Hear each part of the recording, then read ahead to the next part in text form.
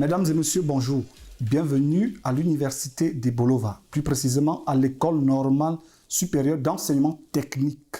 Nous vous amenons à suivre cet entretien que nous avons avec le tout nouveau directeur de cette institution universitaire afin que vous compreniez l'état des lieux, ce qui se fait à l'INSET depuis son arrivée, l'état des lieux, quelles sont les innovations, quelle est la vision qu'il porte et quels sont les moyens qu'il met en œuvre pour pouvoir mettre en application la vision du gouvernement sur l'enseignement supérieur. Monsieur le directeur, bonjour. Oui, bonjour. Bienvenue à cet entretien accordé à la CRTV en partenariat avec l'Université de Bolova. Merci beaucoup. Alors, vous êtes à la tête de l'INSET depuis près d'1 an. Alors, quel est l'état des lieux de la situation? Qu'est-ce que vous avez trouvé? Comment se porte l'INSET depuis votre arrivée? Bien, merci pour votre question. Je crois que c'est tout à fait normal. Je trouve que l'INSET va bien. J'ai trouvé une INSET assise, une INSET bien mise. Il n'y a pas de problème, c'est-à-dire que vraiment au niveau du fonctionnement. Par contre, je voudrais tout simplement vous dire que je voudrais apporter un petit changement au niveau de la façon de donner les cours des enseignants. Parce que je ne voudrais pas des cours qui devraient être faits en 45 heures et qui se font en 15 heures. Ça, je voudrais arranger. Déjà, madame le directeur qui est partie avait déjà commencé à arranger cette situation-là. La deuxième chose, c'est que quand je suis arrivé ici, j'ai trouvé les départements. Franchement, ce n'est pas des départements qui sont assez bien formés, qui sont assez bien désignés. Parce que je voudrais donc faire une modification au niveau des départements, si la hiérarchie me permet de le faire. Je vais vous prendre peut-être un petit exemple en passant, c'est le département de génie électrique. Alors, vous trouvez dans le département de génie électrique ITH. Bon, c'est des gens qui ne peuvent pas être ensemble. Donc, on va faire des petites modifications comme ça dans l'école. Mais en réalité, l'école, je l'ai trouvée, elle est bien assise, elle est bien faite. Elle est bien, il n'y a pas de problème. Alors, sur le fond, vous dites qu'il n'y a pas grand-chose à faire. Tout baigne. Vous avez parlé des enseignements, 45 heures d'enseignement que l'on fait en 15 heures. Est-ce que c'est vraiment optimal pour l'étudiant qui reçoit les cours? Mais c'est pour ça qu'on dit qu'on veut faire un changement. En réalité, le problème c'est quoi? C'est que, il faut que je le dise d'entrée de jeu, nous n'avons pas beaucoup d'enseignants permanents à l'INSET. Et ça, ce n'est pas une très bonne chose. Nous avons beaucoup plus de vacataires. Alors, le vacataire, qu'est-ce qu'il veut faire? Il veut venir faire son cours rapidement et rentrer. Or, ça, ce n'est pas bien. Il arrive, un jour, il dit, je vais faire le cours en 3 jours. Ah, ça, ce n'est pas une bonne façon pédagogique de pouvoir donner un cours. Alors, c'est ça le problème en réalité. C'est-à-dire qu'on n'a pas beaucoup de permanents, on a beaucoup plus de vacataires. Et ça gêne. C'est pour ça que nous voulons essayer d'aménager. Nous allons demander à la hiérarchie si on peut avoir beaucoup plus d'enseignants permanents pour que les cours se fassent assez normalement. Alors, monsieur le directeur, vous êtes en charge de la professionnalisation des enseignements. Quels sont les moyens et stratégies que vous mettez en place depuis votre arrivée pour rendre attractives les filières dites professionnelles? Bien, je crois que ça, c'est une question très importante. Elle est importante pourquoi? Parce que l'INSET, c'est une école de technologie. Je prends peut-être le cas de la professionnalisation. Nous avons déjà mis, on va mettre, parce qu'il faut d'abord avoir c'est-à-dire l'acceptation de notre hiérarchie. Nous voulons ouvrir d'autres masters, d'autres licences professionnelles, alors qui n'existaient pas avant. Il faut bien qu'on le fasse. Donc, vous voyez donc que c'est ça la procédure que nous voulons obtenir. C'est-à-dire qu'il faut essayer de professionnaliser notre enseignement. Il faut bien que quand un enfant sort ici, qu'il soit capable soit de créer son entreprise, soit alors d'avoir des employés, ou alors de s'auto-employer. C'est-à-dire que voilà ce que nous allons faire. Et pour le faire, comme je l'ai dit au départ, il faut bien que nous puissions mettre sur pied un certain nombre d'options, un certain nombre de formations professionnelles. Voilà comment nous allons essayer de le faire. Ça paraît être un peu plus compliqué, mais je crois qu'avec le temps et avec les gens avec qui je travaille ici, avec le recteur et le ministère d'État, ils vont nous aider pour aller dans ce sens-là. Et je suis sûr que nous allons réussir. La question de l'intelligence artificielle est d'actualité. On ne peut plus rien faire sans l'intelligence artificielle. Est-ce que vous avez pensé à cela au niveau de l'École normale supérieure d'enseignement technique de l'Université de Bolova? Oui, ça me fait sourire quand vous parlez d'intelligence artificielle, jusqu'à dire qu'on ne peut plus rien faire sans intelligence artificielle. Je ne suis pas d'accord avec ça. Ça, c'est mon option. Je suis spécialiste en intelligence artificielle parce que j'ai fait de l'automatique et j'ai fait génie électrique, automatique, informatique et intelligence artificielle. Non, on va utiliser l'intelligence artificielle comme un outil, comme on en a beaucoup, mais qu'on ne dise pas qu'on ne peut plus rien faire. Non, pas du tout. Je ne suis pas d'accord avec ça. Parce que maintenant, l'intelligence artificielle risque d'avoir un côté, j'allais dire, assez mauvais pour la formation.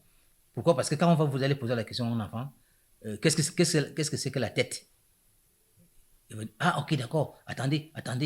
Il court vers le téléphone, il entre dans Google, l'intelligence artificielle, la tête, l'intelligence artificielle lui définit ce que c'est la tête. Enfin, ce que je voulais dire de façon générale, c'est que les gens ne vont plus avoir assez de temps pour apprendre. Parce qu'ils vont dire, l'intelligence artificielle va tout faire. On va travailler avec l'intelligence artificielle, mais sachant que l'intelligence artificielle nous aide. C'est un outil pour essayer de faire quelque chose. Nous ne disons pas que c'est l'intelligence artificielle seule qui va tout faire. Non. Monsieur le directeur, la loi d'orientation universitaire de 2023 donne aux universités la possibilité désormais de créer des entreprises. Nous avons échangé et nous avons compris que l'INSET est pionnière à l'université de Bolova. Quelle est votre part de responsabilité pour la création de la toute première entreprise de l'université de Bolova? Alors, je crois que dans cette responsabilité-là, on n'a pas une part. On a la totalité la totalité de cette exigence-là. Vous avez des ambitions, monsieur le directeur? Ah oui, c'est tout à fait. Si on n'a pas d'ambition, on ne vit pas. Actuellement, nous avons on a des incubateurs qu'on a eu avec le ministère de la petite et moyenne entreprise. Alors, donc, nous sommes là-dessus. C'est-à-dire qu'il faut vraiment créer des entreprises à partir de ce que nous avons comme étudiants. Il faut le faire. On va créer des entreprises.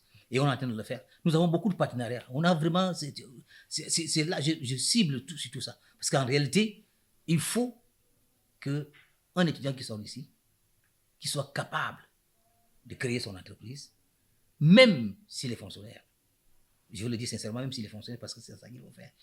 Il peut être fonctionnaire, il crée des entreprises et il emploie les gens. Ça veut également dire que l'université de Bolova peut former des étudiants que par la suite elle pourra recruter au travers de ses entreprises ou de son entreprise qui est en création. Oui, tout à fait. Mais ça, c'est clair. Ce que vous avez dit là, c'est ce que j'ai dit. Donc, nous disons la même chose. Ça, je crois que vous avez compris ça assez rapidement. Donc, on peut former des étudiants qui vont sortir et qui reviennent travailler dans l'entreprise de l'université de Bolova qu'on aura créée. Et ça, c'est clair. Et c'est ça l'objectif de notre recteur, l'objectif de notre ministre d'État, l'objectif du président de la République. C'est-à-dire que tout Camerounais soit capable de créer une entreprise et d'employer les gens, ou alors d'être formé dans une école ou dans une université comme ici, et revenir travailler effectivement dans cette université qui aura déjà une entreprise de créer. Alors, l'INSET est donc l'endroit idéal pour tout cela. Je suis tout à fait d'accord avec ce que vous dites. Idéal. C'est-à-dire le qualificatif est vraiment bien choisi. L'INSET de Bolova. Je voudrais d'abord vous dire une chose, c'est-à-dire l'INSET de Bolova, de façon particulière, mais généralement, les INSET du Cameroun, ce sont des autoroutes de la compétence technologique et de l'innovation. C'est des génies sans frontières. Donc, je crois que nous sommes là pour le faire. Il n'y a pas meilleur établissement à pouvoir créer à pouvoir permettre de créer la création des entreprises que des INSET, des écoles normales supérieures d'enseignement technique, où vous avez toutes les options. Il y a l'économie, mais les littéraires, il y a la technologie, il y a la technique, il y a l'informatique. Voilà, c'est-à-dire, ce n'est que là, vraiment, je le dis sincèrement, où on peut créer des entreprises, où on peut former des étudiants qui sont capables de créer tout de suite des entreprises par eux-mêmes. Quel est le climat social au sein de l'administration depuis votre arrivée? Comment est-ce que vous avez trouvé le personnel qui est en place, vous étant au sommet, au top management? Quel est le climat social qu'il y a à l'INSET depuis votre arrivée? Ah, mais ça, c'est merveilleux. Ici, à l'INSET, tout le monde D'abord, quand je suis arrivé, je leur ai dit que je ne suis pas le directeur de l'INSEP. Je suis le père de tout le monde. Et alors, vous allez voir que quand vous marchez partout, tout le monde m'appelle le père. Même ceux qui sont plus âgés que moi m'appellent le père. Parce que c'est comme ça, c'est l'esprit que je voudrais. L'entente, la solidarité. C'est-à-dire vivre ensemble. Ici, actuellement, là, il y a plus de 450 vacataires. Vacataires enseignants. Au plus 150, 450. Et les enseignants permanents, c'est entre 30 et 40.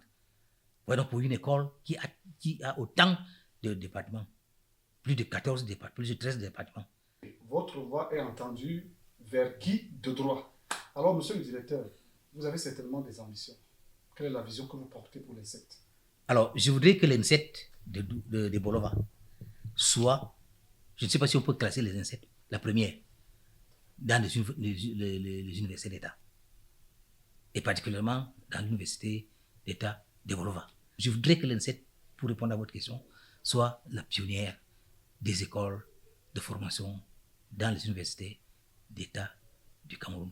L'INSET de Bolova, je dis bien. Nous allons sortir de ce cadre. Vous avez une deuxième casquette. Vous êtes un homme politique, un militant affirmé, confirmé, de conviction du Rassemblement démocratique du peuple camerounais. Le président de la République a 43 ans au pouvoir. Encore Paul Biya? Quand on a 43 ans, ça veut dire que on appelle ça l'année de quoi? C'est l'année de sagesse. On devient mûr. Alors, vous voulez que quand on commence à être sage, très sage à 43 ans. Alors, quand quelqu'un a 43 ans au pouvoir, qu'il laisse. Mais il faut donc continuer avec la sagesse. Il faut donc aller plus loin avec la sagesse. Les sages, quand vous regardez dans la Bible, tous c'est des Moïse, c'est des gens qui étaient âgés, de David. Donc, moi je dis, le président de la République a encore des choses, beaucoup de choses à nous donner, beaucoup de choses à nous enseigner. Alors, moi je le dis sincèrement, je suis dans le RDPC depuis presque ma naissance. C'est-à-dire qu'en 82, j'étais déjà étudiant. Je suis dans le RDPC depuis sa création. Et je ne suis pas dans le RDPC par suivisme. Je suis dans le RDPC par conviction. Parce que le président de la République m'a convaincu.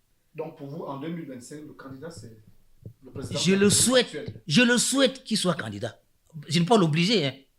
S'il me dit que le professeur je suis candidat, je vais me mettre à le soutenir, je vais me mettre à battre campagne pour lui. Parce que c'est ça. Vous parlez de 43 ans, non? Le bilan est satisfaisant alors? C'est pas moi qui le dis. C'est clair. Tout le monde le voit, c'est pas moi qui le dis. Quand le président de la République a pris le pouvoir, il y avait combien d'universités au Cameroun? Une seule université. Il y en a combien maintenant? 11 universités. Est-ce que ça ne se voit pas? On ne voit pas ça. C'est visible. Mon village. Excusez-moi de parler de mon village. Qui est entre mon village et la Guinée équatoriale, c'est 3 km et demi. Je n'avais jamais, mon père, de là où il est là, il n'avait jamais imaginé qu'un jour, la voiture circulerait en Sangou. Aujourd'hui, je pars de Bolova. J'arrive en Sangou en 3 heures dans la voiture. Mais ça, attendez. Toutes ces choses ne peuvent pas se faire en un jour. Il les fait. Moi, je suis très fier, je suis très content. J'ai traversé l'Untem 4 fois dans la Pirogue, 4, pour arriver dans mon village. 4 dans l'Untem. Presque 70 km. Maintenant, ce n'est plus le cas. Le développement se voit. On ne le dit pas. On ne le chante pas. Tout le monde voit ce qui se passe. Nous l'avons très bien compris, monsieur le directeur. L'unité derrière le président de la République pour 2025.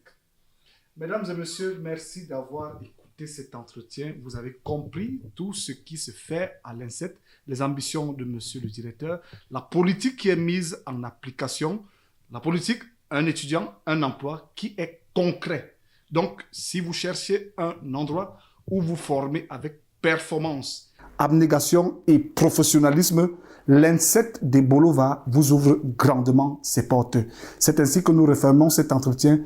À nous dire à la prochaine. Merci.